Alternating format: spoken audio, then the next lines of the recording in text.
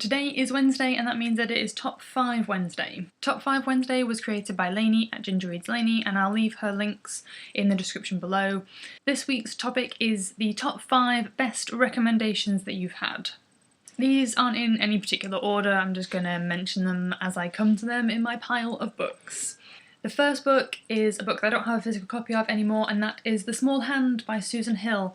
This is by the same author as The Woman in Black, which is a book that I really enjoyed, and I was recommended by my mum to read The Small Hand as well, and really enjoyed that. It's a very similar sort of creepy child kind of story. I would definitely recommend it to anyone who enjoyed The Woman in Black or anything that's similar to that. Next book on my list is The Graveyard Book by Neil Gaiman. I like this one, and I like this particular copy. I love the illustration on the front. All the illustration is by Chris Riddle, and this again is a really great story. It's about a child who grows up in a graveyard, is raised by ghosts, and is being hunted by the person who killed his parents and his family. And so this is a fantastic story, really kind of unusual, I think, as you know, Neil Gaiman. It's to be expected. Again, I would definitely recommend this for anyone who enjoys Neil Gaiman's work.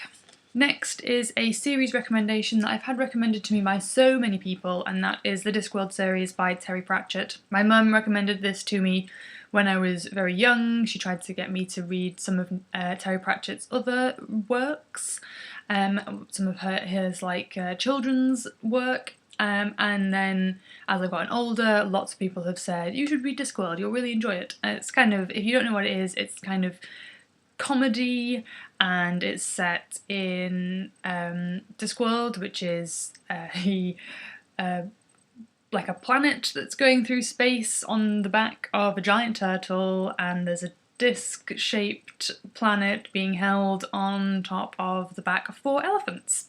So it's totally bizarre and is excellent. Like, the series is really, really long. I don't know how many books there are in the series, but it's really long, and each of the books kind of have their own little storylines. There's a couple of series about specific people, but then it all happens in the same world, so it's just really great to, if you want to immerse yourself in something. And then the next 2 books I'm going to be grouping together, because the reason that they are on this list is because I owe so much of my reading passion to them, and those 2 books are the Twilight series and the Harry Potter series.